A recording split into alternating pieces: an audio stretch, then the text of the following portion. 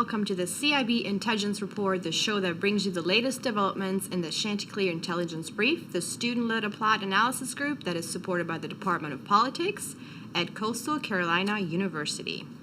I'm Chrissy Katsukudi, proud CCU alumna with a bachelor's degree in political science. I have also received my master's degree in Middle Eastern Studies from King's College London, and just recently had the pleasure of becoming Community Relations Coordinator for the CIB. We are coming to you from the wonderful new studio facilities at the Edwards College of Humanities and Fine Arts, located on Coastal's beautiful Conway campus in South Carolina. Since this is our first show, we wanted to provide some background on the Chanticleer Intelligence Brief, how the project began, the vision behind it, as well as the group's current projects and activities. And of course, who better to talk to than the founder and first executive director of the CIB, Ben Malone, and the group's faculty mentor, Dr. Joseph Fitsanakis. Ben is majoring in intelligence and national security studies and minoring in Middle Eastern studies at Coastal Carolina University. In 2015, he founded and served as the first executive director of the Chanticleer Intelligence Brief for a year. He also served on numerous student leadership committees and advised student organizations and initiatives relating to the intelligence and national security. Dr. Joseph Fitsanakis is assistant professor of politics in the Intelligence and National Security Studies program here at CCU. Before joining Coastal, Dr. Fitsanakis founded the Security and Intelligence Studies program at King University, where he also directed the King Institute for Security and Intelligence Studies. Welcome, both of you, to the CIB Intelligence Report. Thank you. Thank you for having us. Everybody good? Yeah. Very well. Great. Thank you. Now, I wanted to ask you, what exactly is the CIB? And I'm going to direct this question to Dr. Fitsanakis. The CIB, as you correctly said at the beginning, is basically a group of students that represent the Intelligence and National Security Studies program here at Coastal Carolina University. It brings together some of the more advanced students that we have. Essentially, it's for students that are involved in this very competitive field of study, which is new, and realize that what happens in the classroom is just the beginning. Right? So what they want is more than what we get in the classroom. In addition to that, the CIB essentially gives students the ability to specialize in an area or a topic that gives them the confidence that is required to do well in this field, right? So we have noticed, for instance, that students do get a certain amount of confidence as the semester progresses, but then the class that they're getting this confidence in ends, and they have to start from all over again at the beginning of next semester with another class. But in the CIB, what we do, we give them a topic, a very precise, refined topic. For example, is the price of oil likely to continue to fall in the next year? Or what are the chances of a military coup in North Korea in the next 6 months or a year? And they stay with that topic for the duration of a semester, sometimes more than one semester. And that gives them the specialization that they require, also the confidence they need to bring it with them to the classroom, and also to job interviews, internships, and what have you. That's, in a very simple way, that's the main concept behind the CIB. Okay, very nice. And Ben, what was your motivation behind creating CIB? What led you to it? Very much kind of like basically piggybacking off of what Dr. J said. It very much came off of this idea that we wanted to do something more than just graduate. We realized that, just having a degree doesn't simply guarantee you a job, and that if you really wanted to excel or do well in this kind of environment or this kind of job field, you really had to go the extra mile. And so that was kind of what we were looking at, is when we started talking to people who were intelligence professionals, or we started listening to conferences, or we listened to them speakers and stuff like that. These were some of the things that they said, you need to be a good presenter, you need to be a good writer, and that's kind of where we built it off of, is wanting to do more, wanted to stand out. Oh, interesting. And what do you think what were your challenges creating the CIB? There were a few. Coming off of, or making this kind of model, it was very different. Not a lot of people had ever done this kind of thing before. So first big problem was just trying to really explain it to people, or kind of explain what the idea was, or what we were trying to do, and how it was different from other projects or other organizations. That was the first big one. Secondly, was just trying to find a lot of guidance or support in the beginning, because like I said, nobody had ever done this before. So before Dr. Fitsinakis came on and started working at the college, it was very hard to find a lot of people that kind of understood what we were trying to do. So trying to take that was a bit of a hardship there, but we took it as a good thing, because we took it as, we didn't have anybody really telling us what we could or couldn't do, so we just kind of, the sky was the limit as far as what we could do. So that really helped us out a lot. But the last major challenge that we had was really just convincing our classmates to do it, because essentially when we started, we were essentially asking students to write 1 or 2 page papers every week for no credit or money or anything. Like, they were literally taking time out of everything else they were doing to go ahead and do extra work for virtually nothing but the promise that it was going to pay off in the future. Yeah, because you just answered my other question. I was going to ask you, how did you approach that to deal with the challenges? But you basically just it pretty was much answered it. It was it was different, and we kind of had to take it. The recruiting style was very intelligence oriented, where we would go and talk to professors and say, who's your best and brightest, and who would be interested in this particular region, and then we would go and approach them and ask them. Oh, that's very interesting. And what do you think are the qualities in a CIB student? What do you think they have to present in quality wise, or what would your expectations be, qualities in a student? Most of the time, it wasn't necessarily just the expectations, but what tended to happen when you presented a student with this kind of environment.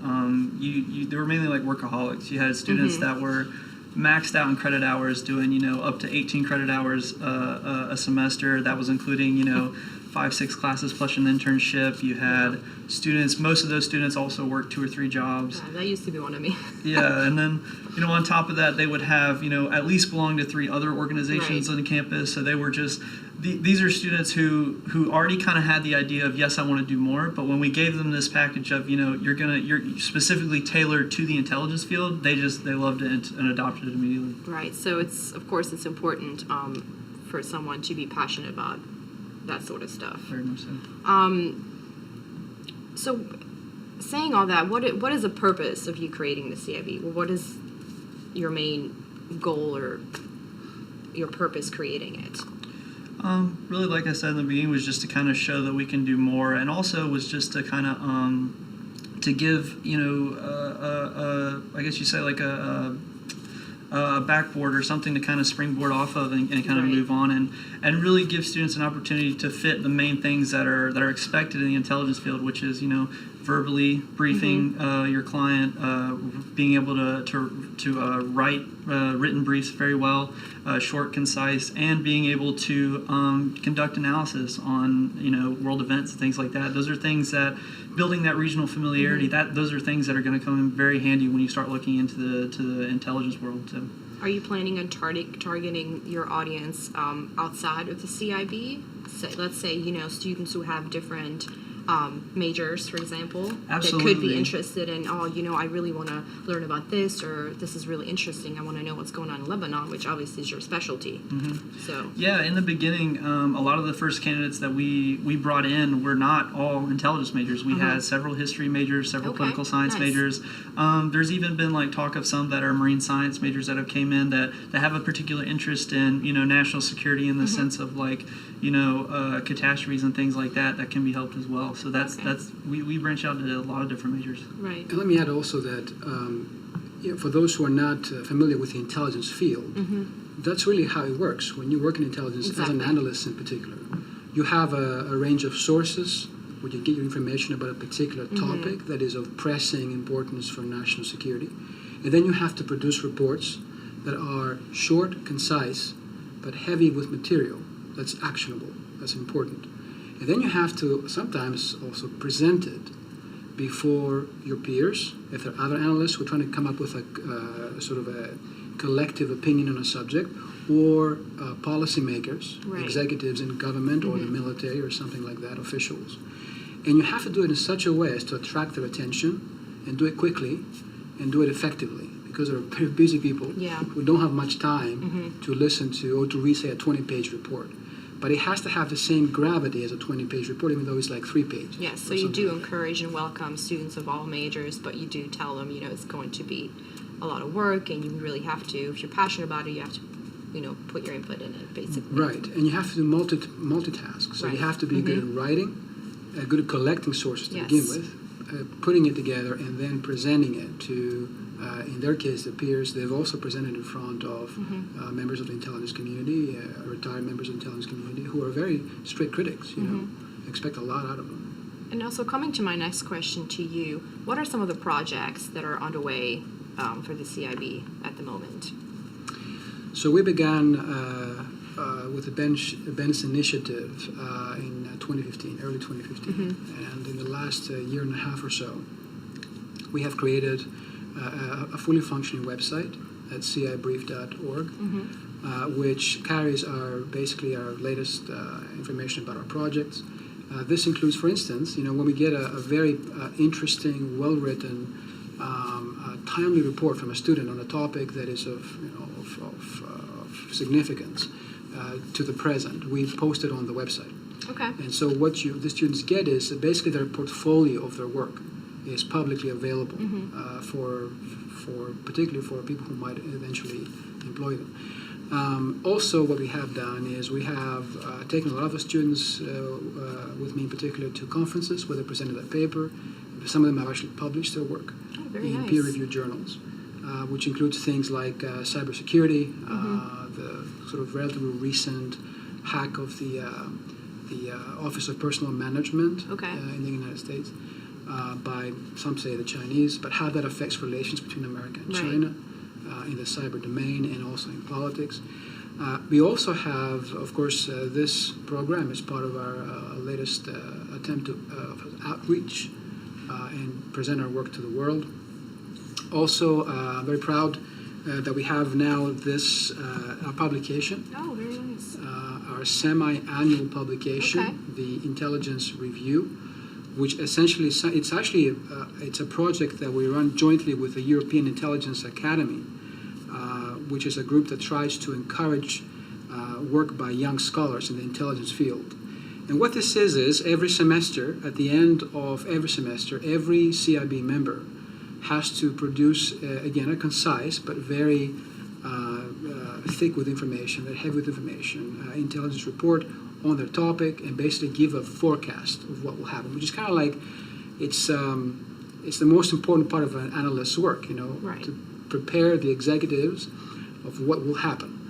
Then we take the best work from the students and produce a very, in my opinion, interesting compendium, which is what this is.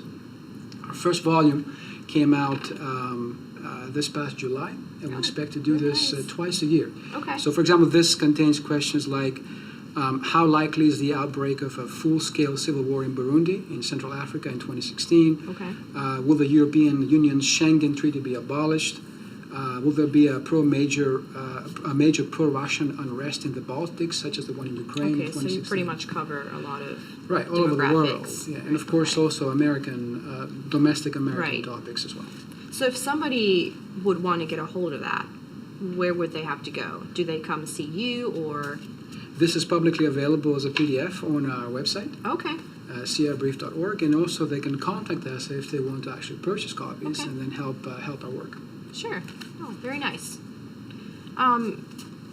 So where do you see the CIB in 5-10 years from now?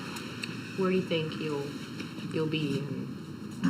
Well, hopefully famous. famous. I was gonna say hopefully I'll be working in the intelligence field, working and doing great things. But where I would like to come back and see the CIB would be something where where we're moving up in the college and kind of becoming what a lot of other groups have done across campus, and kind of becoming or being known as that very professional, very analytical type of group that's I mean, for one of the only groups that I know that decides to do, this kind of work and writing and Yeah. presenting voluntarily just to be able to show it. But I mean, I'd want to see, students that are taking these skills and taking this information and producing better analysts and better I guess job prospects for the future, so that we have a great hiring rate and stuff like that coming out of the college, so that they'll be able to get really good jobs and stuff. So yeah. So that was a student's point of view. To you, Dr. Fitzmaurice, what do you think? Where do you see the CIB from 5 to 10 years from now?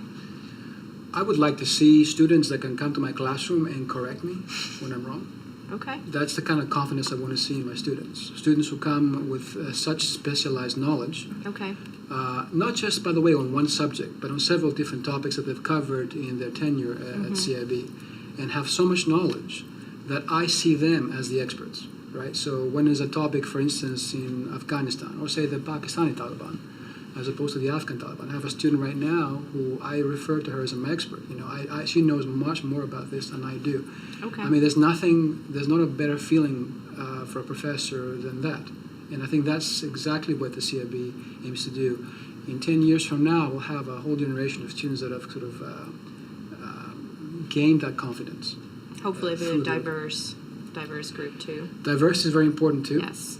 Particularly for the U.S. government, it's important to reflect the diversity of the population, both in terms of gender and race, and Yes. also religious beliefs, and etc. And so we try to cultivate that as well as part of our effort. Right. Well, very nice.